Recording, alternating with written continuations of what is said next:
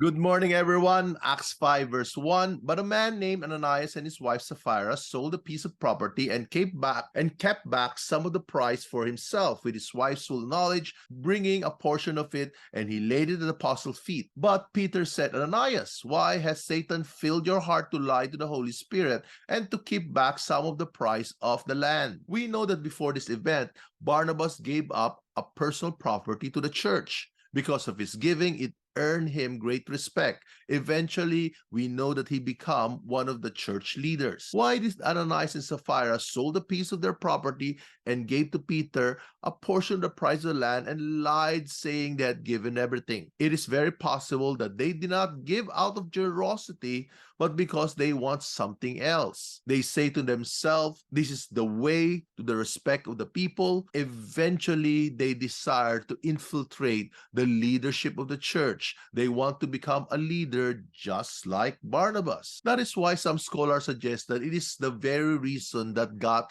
this devious couple killed. It was God protecting the church, because it's incredible to think just by lying, God would kill them. All of us have lied and sinned even greater sin many times over. Someone said, well, it's because the presence of God was very strong at the time. But that would imply if God really would have his way, if there are no restraint, God would do what deep in his heart he wanted to do, and that is kill every sinner, which all of us are included. I don't think so. Another suggestion is that this is not God's doing, but it is Peter who killed them. You remember the Elijah of old? A troop of soldiers came to arrest him, but he called fire down and consumed them. A second group came and he called fire down again, and then a third group. But then before he was able to call fire down, an angel interfered in the situation, telling him God doesn't like what he is doing, so stop it. Could it be that God has given Peter such stewardship of the supernatural, like Elijah, with a word people can be killed? Like today people can speak in tongues at will. They do not need to hear from God first before they can speak in tongues. They just speak in tongues at will. And sometimes these people who speak in tongues or prophesy do so in an appropriate manner.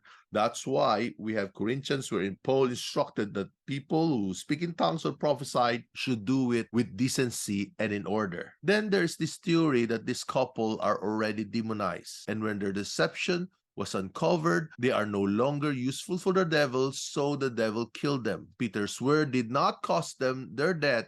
Peter's words simply declare what he saw in the spirit, what is about to happen. Or maybe it's like the mercy of God protects them from being killed by the evil spirits. But since they persist on their way, God just lifted the shield of protection. It is also possible that Ananias and Sapphira pretends to be followers of the new covenant of Jesus, but they are actually followers of the old covenant. Thus, when they persist and they're trying to infiltrate the church, God let them experience the judgment of the old. At this point, all we can do is to speculate. In heaven, God will tell us which of these theories is true, or maybe there's another truth that we do not know anything about at this point. God bless.